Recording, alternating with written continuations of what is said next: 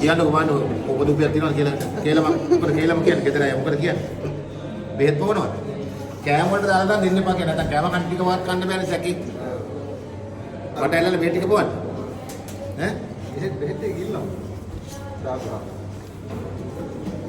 හරි ආයෙත් ඈ ඉතින් එල්ල ගන්න එපා ඈ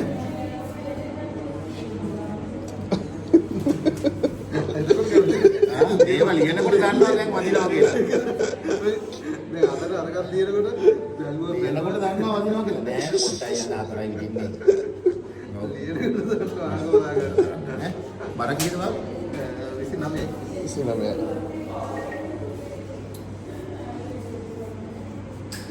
මොකද ගෙදින්න තු හරියන්නේ නැහැ නේ කිව්වද කරන්නේ මම. පොඩ විදිහට යන්න. ඈ. හරියන්නේ නැහැ නැත්නම් මේ ක්‍රමයේ හැමදාම කරන්න බෑනේ. වයිප් එක පිටුල්ල ලෙල්ල ගන්න නැතුව ඉන්න. ඒකට ඉතින් මේ වගේ ප්‍රශ්නයක් වෙන්නේ නැහැ. කරමු ඈ.